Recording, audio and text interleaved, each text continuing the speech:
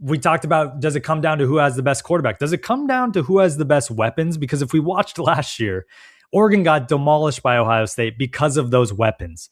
Do we look at Ohio State and are we just kind of forgetting who they are with all their weapons in that one loss? Because I almost feel better about Ohio State that they finally got that loss out of the way. I feel better about them after they lost to Michigan. I know everybody in Ohio wants to fire Ryan Day after one loss with a 99% win percentage in his time at Ohio State.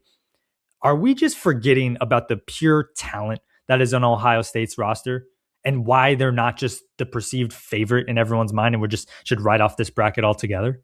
And it's a repeat of last year a little bit too, where Ohio State's coming into the playoff not as the Big Ten champ. Last year they rattled off multiple wins and won the Natty. And I'm with you. Another great point. If I had to put my money on one team, like who do I think is going to win the national title?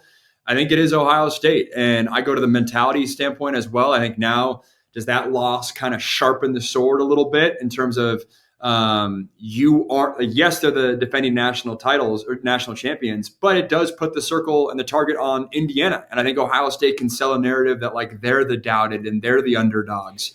I also wonder too, like back-to-back games of Julian Sayin throwing an interception on the opening possession. And I played quarterback, man. Sometimes that can set a just defensive, protective kind of nature to a quarterback throughout a game that like, if he doesn't throw that opening drive and has more, or that pick on that opening drive and has more success, does that game become less grimy? And in the next iteration of that Ohio State-Indiana game, which we could see, does he play better in that as a result? I like Ohio State.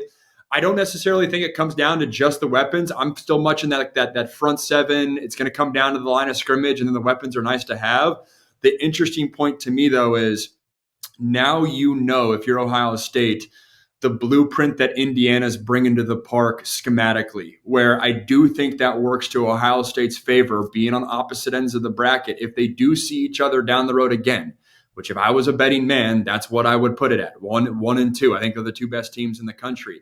That to me helps because Jeremiah Smith is unlike any other weapon in the country, where defenses, how they defend him is unlike any other defensive scheme they're putting on film the first 11 weeks. And so they've kind of showed their hand. Obviously, that's the cat and mouse game between coordinators, but I think that helps Ohio State knowing that, like, hey, this is how they hurt our passing attack in the first matchup. Here's what we're going to do in round 2 in the second matchup there. So I still love Ohio State's chances, but I don't think people are sleeping on Ohio State. I don't think people are sleeping on Georgia. Obviously not Indiana. To me, it's more that Oregon at 5, Ole Miss at 6, A&M at 7, that like